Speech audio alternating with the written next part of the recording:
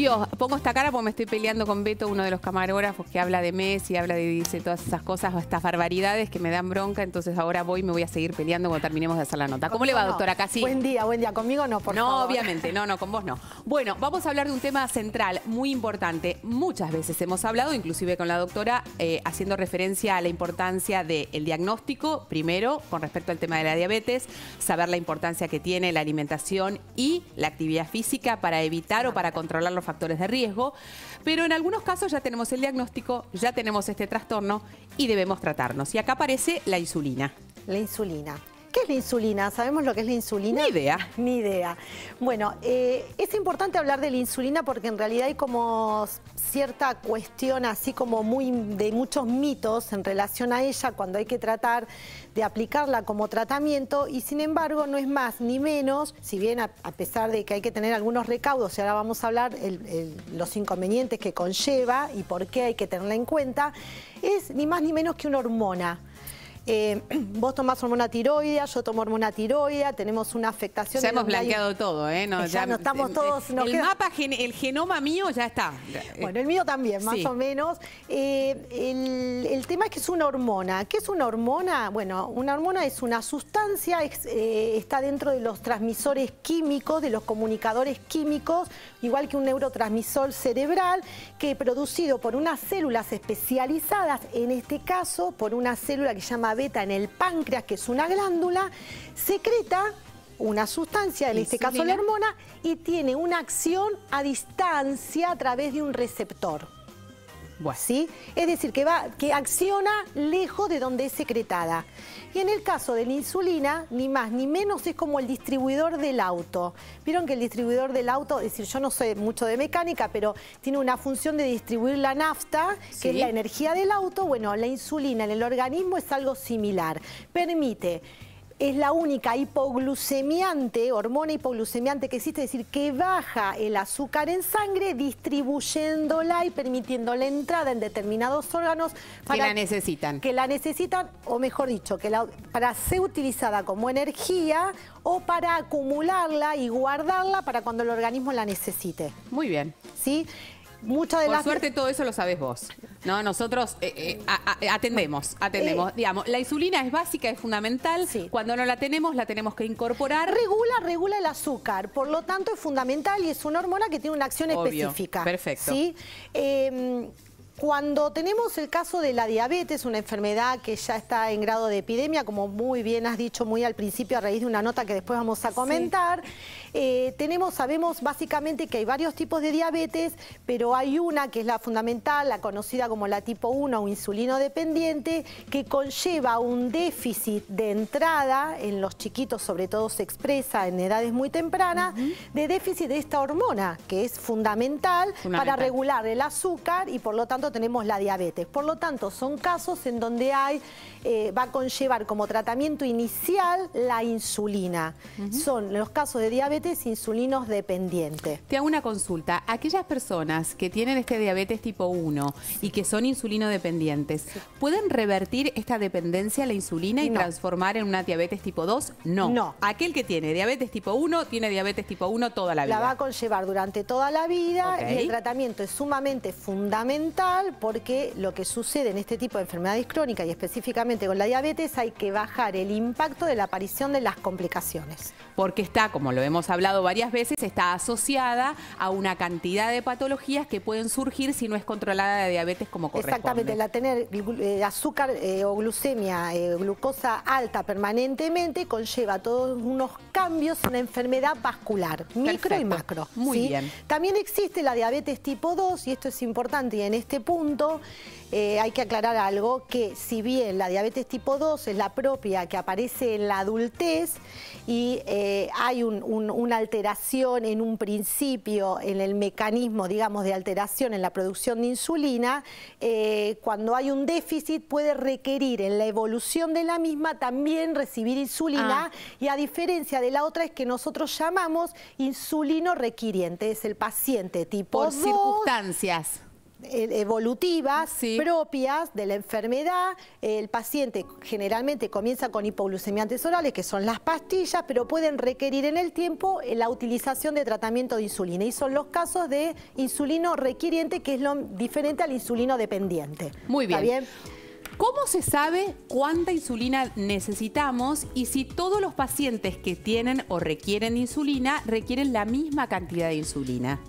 No todos los pacientes requieren la misma cantidad de insulina y se calcula según una dosis establecida o estándar que tenemos de posibilidades de acuerdo al estado del paciente en que nos llegan por kilo, ¿sí? Está bien. Digamos, un médico calcula, digamos, nosotros tenemos como estandarizado y digamos como en un montón de cuestiones manejamos dosis. En este caso la insulina, en el inicio del tratamiento se hace un cálculo X unidades kilo día.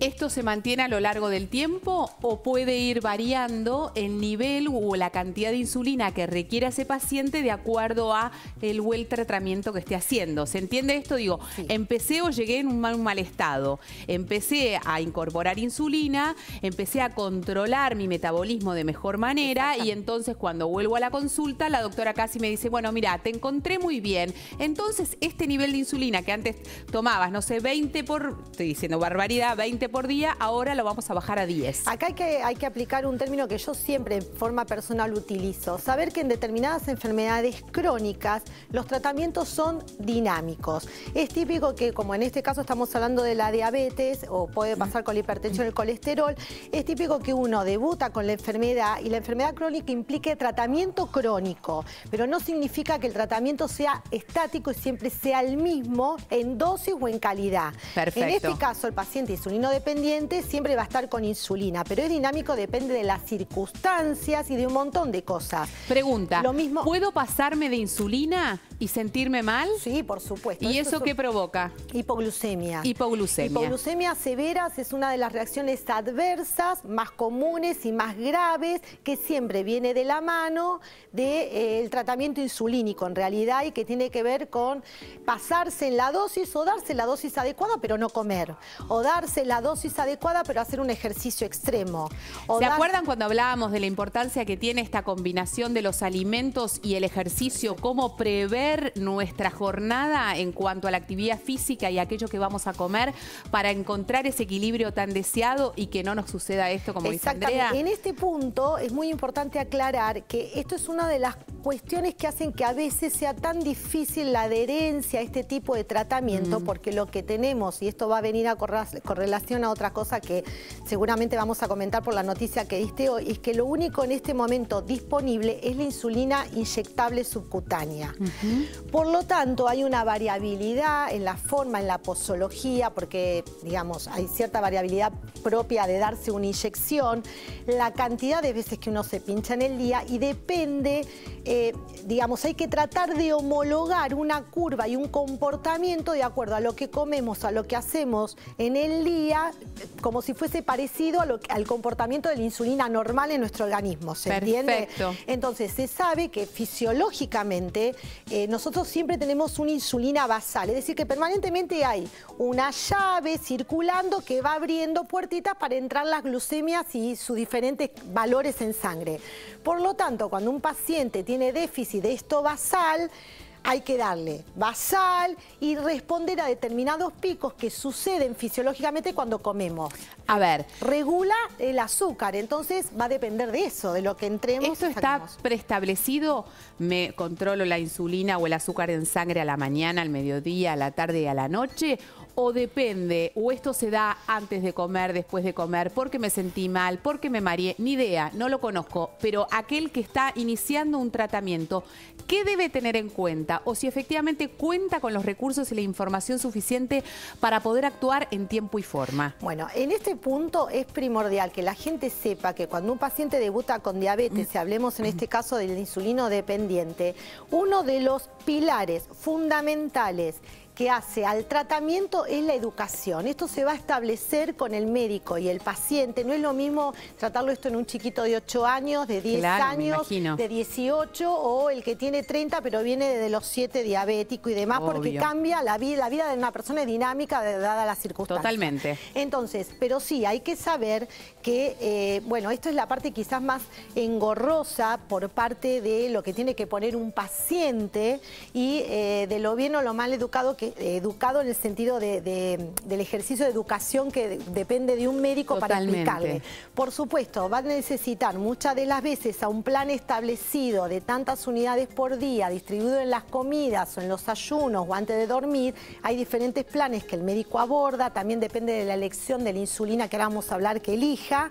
Generalmente el paciente tiene que medirse su nivel de azúcar. Me voy a ir a mover al lado de Andrea porque ayunas, quiero que veamos esto precisamente. Vos quédate. Sí. Pero, ¿cómo medimos la insulina? ¿Cómo medimos el azúcar en sangre para saber si efectivamente necesitamos o no? Y ya vamos a ir... Hoy no trajimos eso porque... no trajimos, pensé que esto era eso. Se necesita un glucómetro, que es un aparatito que todo diabético accede a eso, ya sea porque se lo da al médico y demás, que hace que antes de que tenga que inyectarse la insulina o para control en determinados momentos específicos, se pinche y a través de un sensor en el aparato correspondiente le da el valor de glucemia. Y ahí él determina o él va a saber si efectivamente tiene que inyectarse la insulina, sí o no. Ahí lo estamos viendo en imágenes. Claro, ese es el glucómetro. Ese es un glucómetro, eso va a llevar quizás otra charla porque es muy interesante. Hay patrones de mediciones, se le enseña al paciente cómo, en qué momento, valores y demás. Muy bien. Pero siempre es un procedimiento, digamos, que va acompañado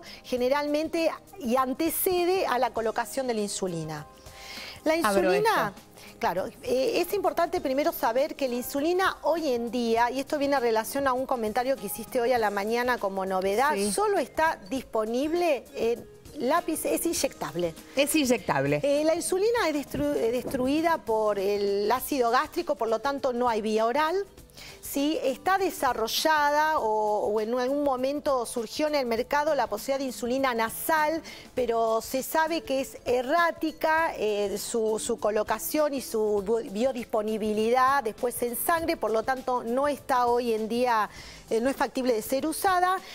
Comentaste algo muy interesante. Lo de los parches, ¿sirve o no sirve? No lo vamos a saber hasta dentro de un tiempo determinado porque justamente vos comentaste que está en una fase 1 o 2 de investigación. Eso con significa ratones. Exactamente, muy al principio. Por ahora estamos... Pero sería, digamos, es una esperanza porque no es lo mismo para un paciente que se tenga que pinchar 3, 4, 5 veces por día. ¿Puedo usarla? Sí, podés usarla. A ver, acá se ven los numeritos, ¿no? Estas las dosis, ¿no? En antaño se usaba jeringas, saber que ahora vienen lapiceras. Son lapiceras, exactamente lo que está mostrando es se pone la cantidad de unidades indicadas. Sí, suponte que 1, ¿no? Ahí estoy indicando la 1. Generalmente 1 no, pero pongamos 10. Hay gente que tiene 100 unidades por día. ¡Wow! Esto se mide por unidades kilo, hay un cálculo. En realidad, no sé si se logra ver por... A ver, Beto. Las agujas siempre se ponen vertical. Podés largar... bueno. ¡Wow! Un chorro bastante largo. Bueno, esto es importante, lo que acaba de ser Dolores. Una vez que uno establezca la cantidad, supongamos 10 unidades, ¿sí? La colocación siempre es en vertical a la zona. Vamos a levantar. No lo levante la doctora acá, ¿sí? Lo deja ahí. Ahí estamos viéndolo. Me están ayudando ahí va. Siempre se pone en vertical y una vez que se aprieta... Una vez que se llega al final hay que contar hasta 10, porque no sé si vieron en el chorro. Quedó la gotita. Exactamente, porque si no, no está dado completamente las unidades que determinamos. Eso lo podemos probar de nuevo, porque si nosotros no sé si se puede llegar a ver el chorrito, pero si nosotros apretamos... Espera, Andrea. Ahí va. Ves que apretamos y veme que siguen y yo ya había llegado al final. Por lo tanto, una vez que se llega... hay que contar hasta 10 y después retirar de la zona. Es importante. Primero quiero que y la observen, aguja, me da un erizo, pero ¿la aguja esa hay que cambiarla o es la mía y queda ahí? Se cambia.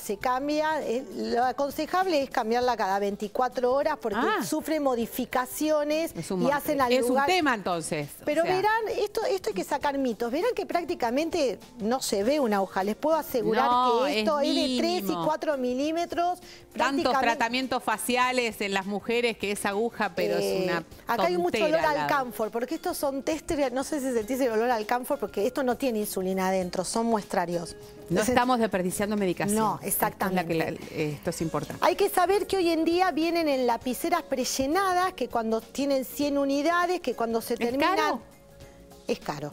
Sí, me imagino. Es caro, pero a tu a tu pregunta es importante saber que hay una ley de diabetes, ¿sí? Ya promulgada y ya supuestamente, digamos, ordenada. Pero suponga que no, se le da gratis a los pacientes. Ok, pero no tengo obra social. Voy al hospital. ¿Me dan la lapicera o me enchufan el suero con la insulina? No, digamos, ¿no? Porque ese es otro punto que hablamos. Y bueno, se dan importante. cajas de lapiceras, pero esto sí, tiene un valor caro, aproximadamente 3.000 pesos. ¿Y cuántas lapiceras 5. necesito? No, te venden la caja por 5 lapiceras. Pero depende de las unidades. Hay personas que tienen 50 unidades día distribuido en 3 veces por día. Hay gente que tiene 100 unidades día. Eso va a depender de lo que necesite el paciente según el cálculo del médico. Mucho, Andrea. Es mucho dinero. ¿Esto lo cubre la obra social? Sí, por ley. ¿Al 100%? Al 100%. Ok, o sea que el Estado debiera de cubrirlo también al 100%, sí. que es lo que se... Hay una ley, hay que saberla, está promulgada y está ordenada y lo cubre el 100%. Lo mismo que los insumos, las agujitas, ¿sí? Y todo lo que es los insumos del glucómetro. El glucómetro se llama el aparato que sirve a medir la glucemia. Una cosa son todo el insumo que implica la jeringa y otra cosa son los insumos del glucómetro. Perfecto, ¿sí? que son dos cosas diferentes. Las agujitas para pincharse el dedo, etcétera, etcétera. Hay que saber dónde se coloca esto, cómo se coloca la insulina. ¿En la pierna? Teníamos una plaquita. A ver. Hay diferentes zonas de posibilidades para colocarse la insulina y lo importante de todo esto es que hay que rotar. Sí. Hay que rotarla, no repetir las zonas y para ellos a determinadas... Acá está. A ver, vamos para ahí. Vamos para ahí. ¿Ven? Hay determinadas zonas que tenemos abdominal, las zonas laterales de los muslos, se puede dar en los glúteos, en la parte del tríceps de cada brazo. Acá, digamos... Y hay que ir rotando. Esto es lo importante, nunca darse en el mismo lugar y es primordial ir rotando. Para eso, para cuando educamos al paciente, a veces hay como plantillas como esta que estoy mostrando, en donde uno elige la zona en donde comienza a darse la insulina, supongamos acá en el tríceps, y según los colores sabe que primero se dio en el verde, después en el... y va rotando por día o por dosis, porque a veces en el día se tiene que pinchar 3 o 4 veces y sabe que va rotando la colocación. Perfecto. ¿Esto por qué? Porque hay una reacción adversa local que hay que prestarle mucha atención, que se llama distrofia, ¿sí? La lipodistrofia, que es que el lugar local en donde se coloca la insulina, por la distribución que tiene, por las características propias de la insulina, modifica todo lo que es el tejido conectivo y lípido, y se empieza a endurecer, se empieza a hacer una placa. Bueno, esto es muy importante que está señalando. Muy importante porque puede hacer que haya una absorción errática, ¿sí? Si insistimos y ponemos en ese mismo lugar. Por lo tanto, lo único que hay que hacer, esto es primordial, rotar, ir cambiando la zona. Pensar que hay gente que se inyecta durante 50, 60 años de su vida. Totalmente, obvio. Por eso es que esta situación puede tener una consecuencia si no se la respeta. Exactamente. Como todo, parte de la educación y por ende es importante que se incorpore lo antes posible para que se automatice y la persona ya lo pueda, digamos, tener como algo cotidiano. Tenemos que hacer la pausa. ¿Qué? No, que es importante saber que hay los diabéticos tipo 2, cuando a veces se le dice que hay que iniciar insulina, tienen mucha reticencia y mucho miedo porque pensaban de antaño que eran situaciones terminales de la diabetes. Lo importante que acabas de decir es que hoy en día y desde hace muchos años se sabe que cuanto antes se inicie con la insulinoterapia, que así se llama el tratamiento con insulina, se ve repercusiones concretas de disminuir todas las complicaciones. Por lo tanto, no hay que asociarlo ni tenerle miedo, y eso es un cuco terrible de quédate ahí. De finalidad. Pausa, volvemos en un minuto.